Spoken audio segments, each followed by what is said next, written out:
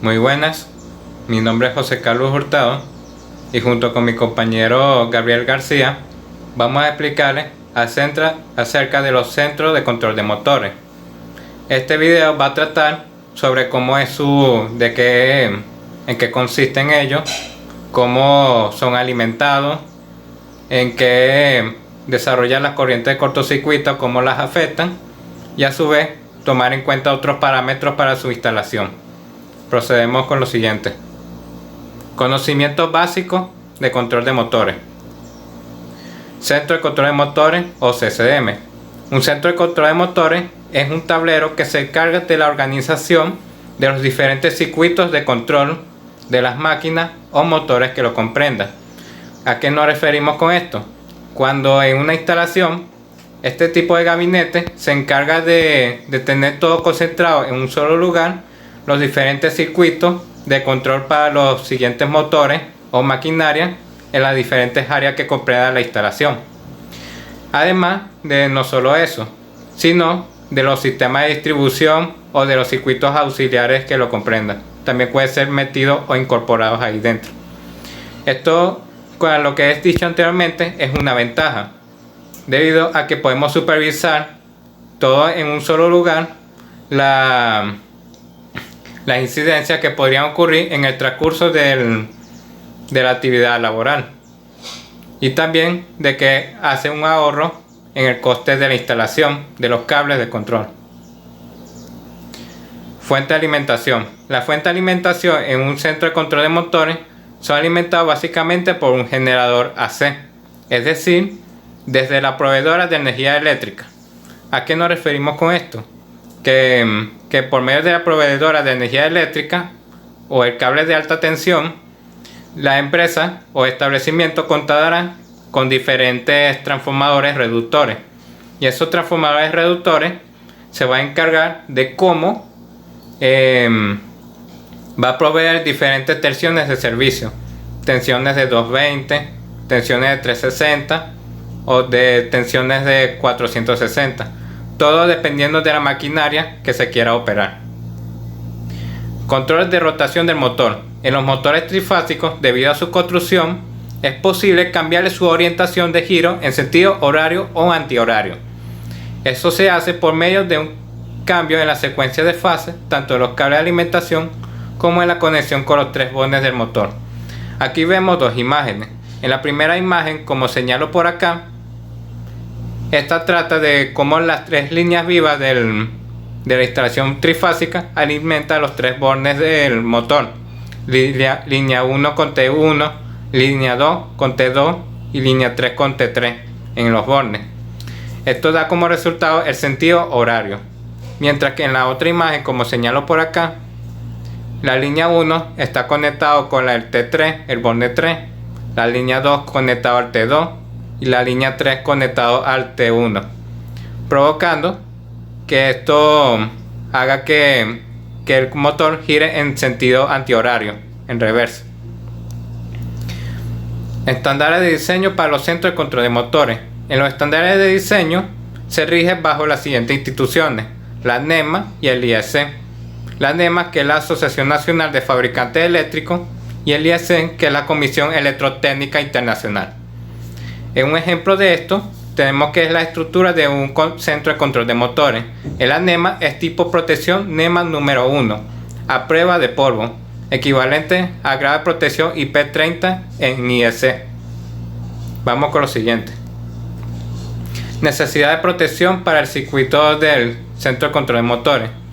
En esta necesidad tiene que ver cuál es el objetivo de la instalación de protecciones en este gabinete. Entre las necesidades son las siguientes. El flujo de corriente genera calor entre los conductores. Entonces, si hay presencia de altas corrientes en el transporte de los conductores, provocará daño en los aislamientos. ¿A qué nos referimos con esto? Que como daño en los aislamientos es que estos puedan derretirse. Y la otra razón, que es la sobrecorriente, es provocada por los cortocircuitos que podrían originarse en el transcurso del trabajo. Sobrecarga. Una sobrecarga se refiere al estado que entra un motor o equipo cuando éste empieza a trabajar por encima de su capacidad nominal. es decir, que está siendo forzado por la labor que sometió en ese momento, o simplemente quedó atascado el mecanismo que quedó operado. Como vemos aquí en esta imagen, este es un ejemplo claro de cómo un motor no aguanta la carga que está siendo sometida y esta tiende a calentarse. Y en la siguiente imagen vemos cómo está señalizado que en la pinza perimétrica hay un aumento de la corriente, mientras que el motor nominalmente debería operar 10 amperios. Esto provoca un sobrecalentamiento y a su vez dañaría el motor en sí. Aislamiento del conductor. En los circuitos que requiera uso de maquinaria o motor es necesario tomar en cuenta el tipo de cable o aislante a usar en la instalación, puesto que estos circuitos tienden a generar mucho calor entre sus conductores, provocando fallas y deterioro en los conductores o exposición de ellos mismos. ¿A qué nos referimos con la exposición? Que cuando esto se tiende a derretir, el conductor se tiende a mostrar en el cable, como vemos aquí, la arma conductora, la parte aislante y la cubierta protectora. Y aquí está una señalización acerca de cómo si el cable es resistente al calor, a una temperatura dada, si es resistente al agua o a términos del ambiente. A lo siguiente, cortocircuitos. En la corriente cortocircuito, el circuito eléctrico no es protegido. Cuando se produce una corriente cortocircuito en un circuito eléctrico que no se encuentre protegido, la corriente máxima en el primer ciclo es mayor y se denomina corriente máxima de paso, como vemos en la gráfica, IP, y el cual es asociada con la energía máxima de paso a través del equipo I cuadrado por T. Aquí vemos en la gráfica que como estuvo operando de forma normal, aquí se ve la onda sinusoidal y a su vez al momento de un cortocircuito provocó un aumento muy drástico en la corriente, provocando que por ejemplo, de que si un motor estaba operando con 10 amperios nominalmente, ahora estuviera operando a 100 o 200 amperios o hasta más, lo cual causaría daños en la instalación y quemaduras en el motor. También está un ejemplo claro, como vemos a la derecha, como un cortocircuito podría quemar todo un gabinete si este no cuenta con las protecciones. Los dispositivos de protección de sobrecorriente principal. Según los artículos de la NE, el artículo 140 y el 430,94 solo es aplicable para los centros de control de motores, en el cual engloban las siguientes descripciones. Como ven aquí, pueden leer en qué consisten, pero en resumen, en términos en su descripción, esto conlleva los siguientes dispositivos de protección, que son el fusible con cuchilla de desconexión y el disyuntor térmico, que es autorreajustable. Y bueno, a continuación mi compañero Gabriel va a explicar lo siguiente. Muy buenos días, tardes o noches, amigos, dependiendo de donde nos estén viendo. Mi nombre es Gabriel García, estudiante de Ingeniería de la Universidad Bicentenaria de Aragua, y hoy vengo a explicarles un tema muy importante que viene siendo los centros de control de motores. Como ya destacó mi compañero anteriormente, los centros de control de motores no son más que un conjunto de dispositivos dedicados a la distribución, manejo y protección de los equipos en lo que vienen siendo las empresas industriales más que todo. Ahora bien, específicamente ahorita vamos a hablar un poco acerca de estos centros de control de motores para los estándares NEMA, o más bien dicho, como destacó mi compañero anteriormente, los National Electric Manufacturers Association, en siglas en inglés. Estos estándares son los principalmente usados en los estados americanos, es decir, en Estados Unidos, y dictan más que todo lo que vienen siendo los reglamentos o lo que vienen siendo los medidas para la producción y creación de motores, generadores o estos mismos centros de control de motores. La principal diferencia entre el NEMA y el International Electric Commission es su unidad de medición. La unidad de medición para los estándares NEMA, los estándares de fabricación NEMA, es la unidad americana conocida como pulgada, mientras que para la IEC se utiliza un sistema internacional de milímetros. Las características principales de un centro de control NEMA es que, según la publicación realizada por la misma institución o asociación en el año 2001, para ellos los centros de control de motores son un conjunto montado de diferentes circuitos basados en el manejo, la distribución y control de la energía eléctrica y al mismo tiempo la protección de los equipos dentro de la industria.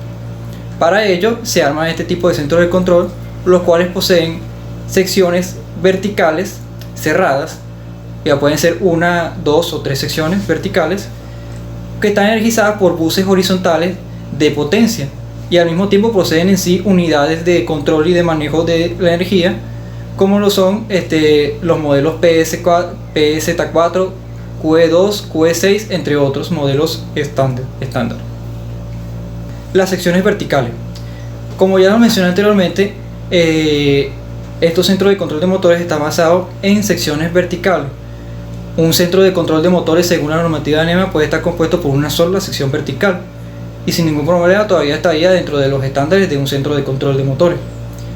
Pero más que todo en industrias de alta potencia se utilizan más de una sección vertical para definir lo que viene siendo un centro de control de motores. Cada sección vertical posee un ancho de 20 pulgadas y una altura de 90 pulgadas. Sin embargo, existen modelos en los cuales dichas medidas pueden variar, pueden ser incluso más pequeñas, más que todo para centros de control de motores de voltaje pequeño, como son un voltaje trifásico de 460 voltios.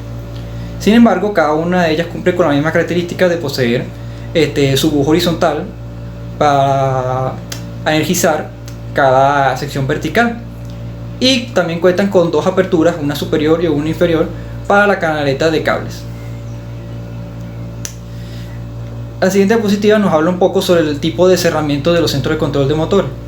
Los cerramientos son, más bien dicho, como un tipo de envolvente o gabinete, por así decirlo, sobre el cual se seccionan todos los circuitos de protección y de control asociados con los equipos controlados con dicho centro de control de motores. Dependiendo del tipo de protección que nosotros queramos obtener, la normativa NEMA en su estándar 250 publicó varios niveles de protección dependiendo de cada caso en específico. Más específicamente, el NEMA posee 5 niveles de protección: el NEMA 1, el NEMA 1A, el NEMA 2, el NEMA 12 y el NEMA 3R. El NEMA 1 es el de utilidad estándar o de utilidad más conocido, porque es un diseño estándar que se basa en la protección contra agentes contaminantes como la suciedad o el polvo. Es el más común usado en interiores. Ahora bien, el NEMA número 1A es utilizado al mismo tiempo que el NEMA 1 de forma más común, con excepción de que en la parte frontal él se encuentra totalmente sellada, por lo tanto es un poquito más eficiente. El NEMA 2 es algo parecido también al NEMA número 1A, pero con la ventaja de que él posee una tapa frontal protegida contra antigoteo, es decir, que bloquea toda entrada de líquido no corrosivo. El NEMA 12, al igual que el NEMA 1, tiene las mismas características, pero posee aún mayor protección contra agentes contaminantes todavía más pequeños, como lo son el polvo y todo tipo de suciedad. Cada uno de los que les acabo de describir son usados más que todo en ambientes interiores. Pero ahora bien, el NEMA 3R es usado en ambientes exteriores, ya que posee un alto nivel de protección contra penetración de líquidos, más que todo precipitaciones, lluvias, que pueden llegar a afectar lo que viene siendo las piezas dentro del centro de control de motores. Por eso se pide que la penetración de lluvia no sea más alta que la pieza energizada más baja del centro de control. Pasemos a la siguiente diapositiva.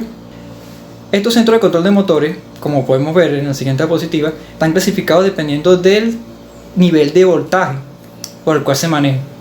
Ya todos nosotros sabemos que los componentes por el cual los centros de control manejan, como motores o otro tipo de equipo, tienen diferentes niveles de voltaje dependiendo de cada equipo. Sin embargo, la alimentación de estos centros de control de motores, según la normativa NEMA, se encuentra comprendida entre un voltaje de los 600 a los 1000 voltios, con una tensión de prueba de 2000 voltios en la mayoría de los casos. Aún así existen, como ya destaqué anteriormente, centros de control de motores más pequeños, que están conectadas a una baja tensión de 460 voltios. Existen varios métodos por los cuales los centros de control pueden ser energizados. Normalmente las entradas se encuentran en la parte superior, pero también existen rutas hacia la alimentación de forma inferior, que vamos a hablar a continuación en la siguiente diapositiva. El baraje de entrada. El baraje de entrada tiene mucho que ver con esta parte, en la parte de alimentación de los centros de control de motores. Como destaqué anteriormente, la alimentación puede venir tanto por la parte superior como por la inferior. Es decir, que el baraje de entrada de un centro de control de motores puede ser tanto en la parte superior como en la parte inferior. El tamaño de estos barajes dependerá más que todo de la cantidad de corriente que se desee suministrar al centro de control de motores. Y dependiendo de esta corriente, dichas barras van a requerir mucho más espacio a lo vertical para tener un poquito más de libertad, por así decirlo, para la manipulación de cableado y otros equipos de protección. Como podemos observar en la siguiente imagen, aquí podemos observar un centro de control de motores con un baraje de entrada superior cuyo valor es de 600 amperes de capacidad. Por lo tanto, requiere un espacio adicional vertical superior de unos 24 pulgadas. Ahora bien, como ya destacó mi compañero anteriormente, existen diferentes tipos de dispositivos de desconexión en los centros de control de motores, pero más que todo se utilizan lo que vienen siendo los interruptores automáticos o interruptores electromagnéticos principales y los interruptores basados en fusibles, que pueden encontrarse entre los 60 a los 1200 amperes dependiendo del portafusible que se vaya a emplear. Y al mismo tiempo los tipos de interruptores electromagnéticos varían según la capacidad de corriente. La mayoría de este tipo de centros de control de motores se encuentran entre los 2000 amperios en adelante. Dependiendo de su corriente nominal se estimará un dispositivo de interrupción principal. Hacemos la siguiente diapositiva. Un dato muy interesante sobre la alimentación de este tipo de centros de control de motores es que la duración de la operación de los centros de control de motores hace que el aumento de temperatura sea un factor importante para el desempeño de nuestros equipos. Al operar con barrajes colectores muy grandes, es decir, de corrientes muy elevadas, los centros de control de motores suelen alcanzar temperaturas superiores a los 65 grados Celsius. A esto se le tiene que también atribuir un estándar de temperatura ambiente de al menos unos 40 grados Celsius, por lo cual el ingeniero encargado tiene que estar consciente de la cantidad de energía calórica disipada, tomando en cuenta estos dos factores. Como podemos ver en nuestra imagen, tenemos aquí una tabla de disipación promedio de potencias dependiendo del tamaño de nuestro centro de control de motores. Este nivel de disipación están basadas en la fórmula que aquí podemos encontrar, donde podemos estimar un nivel de potencia disipada por nuestro centro de control de motores basándonos en la corriente real y nuestra corriente máxima. Factor muy importante de determinar al momento de encontrarnos durante una sobrecarga o una sobrecorriente. Para finalizar esta presentación, podría decir, a nombre mío y de mi compañero José Carlos Hurtado, que pensamos que hemos podido resumir con alta eficiencia lo que viene siendo todo lo relacionado con el control de motores a nivel industrial, ya que hemos podido definir en esta corta presentación los diferentes niveles de alimentación para un centro de control de motores, al mismo tiempo los diferentes circuitos que se pueden emplear a partir de este y las medidas de protección que estos toman para asegurarse de que los circuitos asociados a este permanecen de forma eficiente ante cualquier otra falla que sea persistente o momentánea. Muchas gracias por su atención y nos vemos en la próxima.